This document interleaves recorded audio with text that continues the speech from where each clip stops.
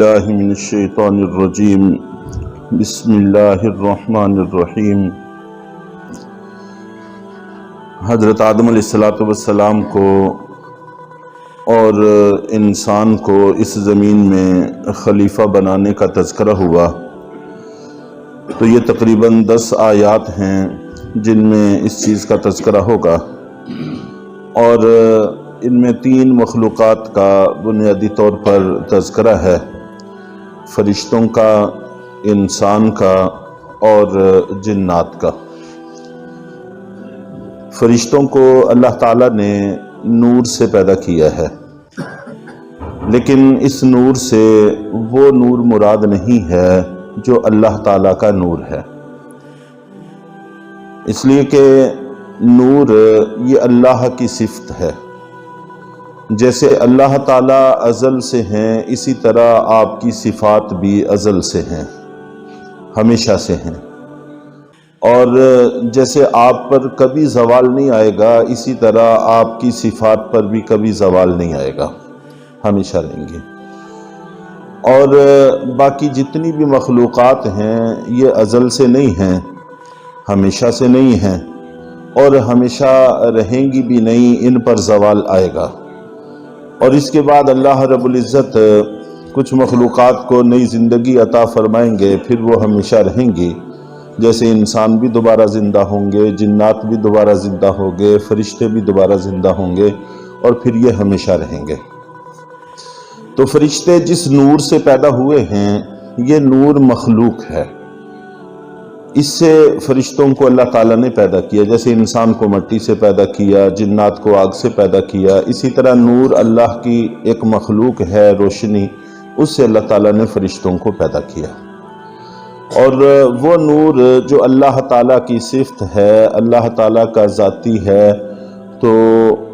اور اللہ تعالیٰ کی صفات میں شمار ہوتا ہے، اس نور سے فرشتے پیدا نہیں ہوئے۔ تو ایک تو یہ عام طور پر غلطی ذہنوں میں پیدا ہو جاتی ہے، اس کو ذہن میں رکھنا چاہیے، اور اس کو اگر مثال سے سمجھنے کی کوشش کی جائے تو حضرت موسیٰ علیہ السلام کا ذکر کیا جاتا ہے کہ حضرت موسیٰ علیہ السلام جب مصر کی طرف تشریف لا رہے تھے، واپس آ رہے تھے، اللہ نے نبوت عطا فرما دی تھی، تو راستے میں ان کو آگ کی ضرورت پڑی، تو انہوں نے ایک درخت پر، غالباً زیتون کا درخت تھا، اس پر آگ جلتی ہوئی دیکھی، تو انہوں نے یہ سمجھا کہ وہ آگ ہے، میں وہاں سے آگ لے آؤں۔ چنانچہ حضرت موسیٰ علیہ السلام وہاں تشریف لے گئے، تو وہ آگ یہ آگ نہیں تھی جو جلانے والی ہوتی ہے، بلکہ وہ آگ وہ نور تھا جو جس سے فرشتوں کو اللہ نے پیدا کیا۔ اور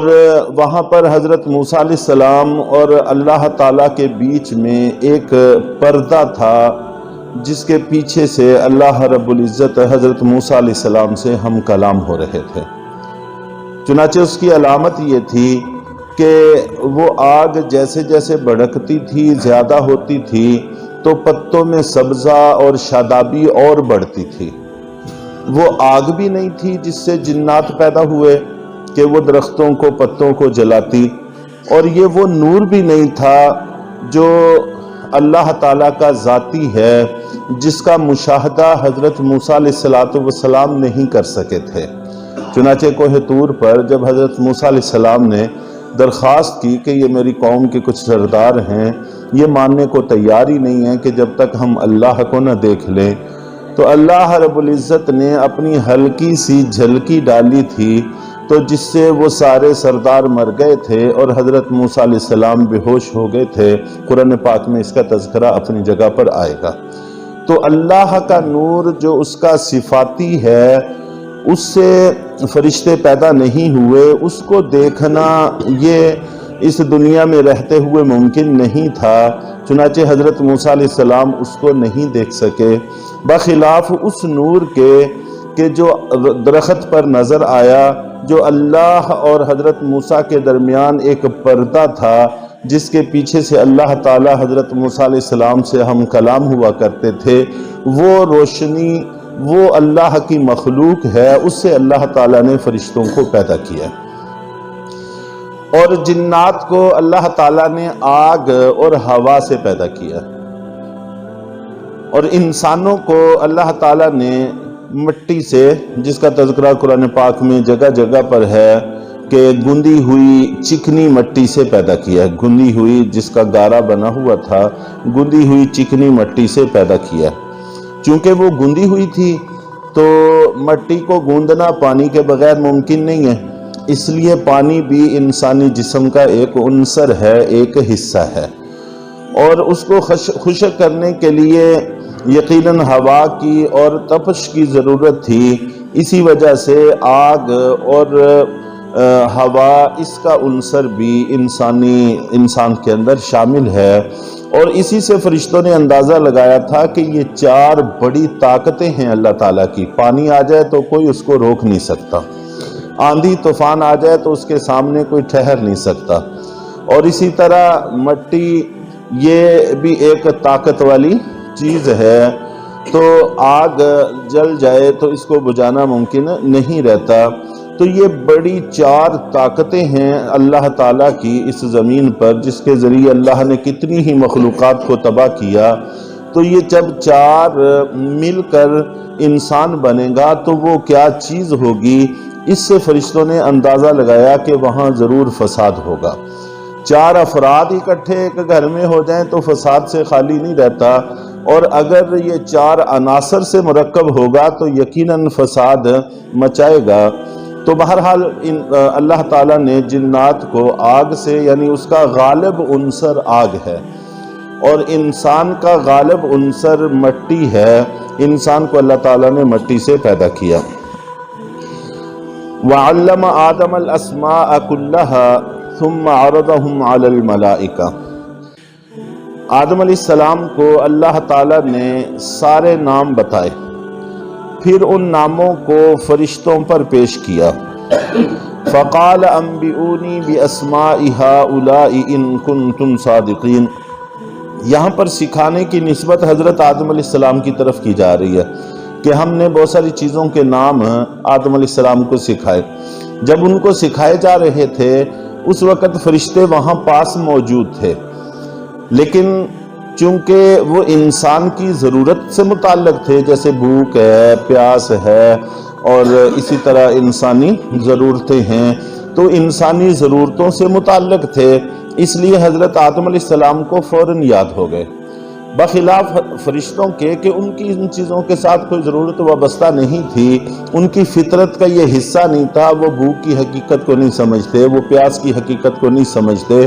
لگتی نہیں ہے اس لیے اس کی حقیقت کو وہ سمجھتے بھی نہیں ہیں، اس لیے وہ ان کو محفوظ نہ رکھ سکے۔ تو حضرت آدم علیہ السلام کو بھی سکھائے اور فرشتوں نے بھی ان کو سنا، پھر فرشتوں کو کہا کہ مجھے خبر دو بِأَسْمَاءِ هَؤُلَاءِ إِن كُنتُمْ صَادِقِينَ، اگر تم سچے ہو تو ان چیزوں کے ناموں کی مجھے خبر دو۔ قَالُوا سُبْحَانَكَ لَا عِلْمَ لَنَا، تو انہوں نے کہا کہ آپ کی ذات پاک ہے، ہمیں تو صرف وہی علم ہے جو آپ نے ہم کو عطا کیا۔ وہ جو ان کے ذہنوں میں تھا کہ اللہ ہم سے زیادہ علم والی مخلوق پیدا نہیں کریں گے، تو وہ یہاں پر ختم ہو گیا، اور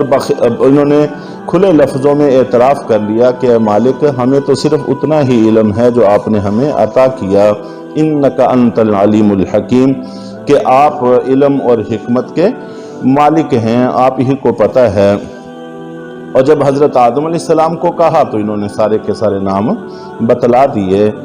تو حضرت آدم علیہ السلام کو جب کہا انبأہم باسمائہم، کہ ان فرشتوں کو ان ناموں کی خبر دو،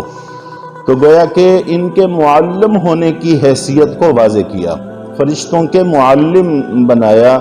تو انسان میں سکھانے کی صلاحیت ہے، اور سکھائے گا تب جب یہ کچھ سیکھے گا۔ اور نبی پاک صلی اللہ علیہ وسلم کے زمانے میں تقریباً سارے ہی مسلمان سکھانے والے تھے۔ جب کوئی قافلہ باہر سے آتا مسلمان ہو کر یا ہونے کے لیے، تو آپ پورے کے پورے قافلے کو محلے کے سپرد کرتے، خواتین، بچے، بوڑھے، جوان، تو وہ پورا محلہ معلموں کا ہی ہوتا تھا، اور وہ پورا محلہ ان سب کو دین سکھاتا تھا، اور بعد میں اللہ کے نبی امتحان بھی لیتے تھے، اور خوش بھی ہوتے تھے کہ واقعی ساری بنیادی تعلیمات ان کو دے دی ہیں۔ اور آج اگر ہم اپنے گریبانوں میں جھانکیں تو کیا ہمارے گھر کے لوگ کسی کو دین کی کوئی بات بتا سکتے ہیں، کوئی مسئلہ سکھا سکتے ہیں، کوئی دین کا پڑھنا، قرآن کا پڑھنا سکھا سکتے ہیں؟ ظاہر ہے کہ ممکن نہیں ہے۔ تو یہ ہماری پستی ہے جس کی وجہ سے ہم نیچے جا رہے ہیں اور وہ اوپر جا رہے ہیں۔ اللہ تعالی ہمیں سمجھنے کی توفیق عطا فرمائے۔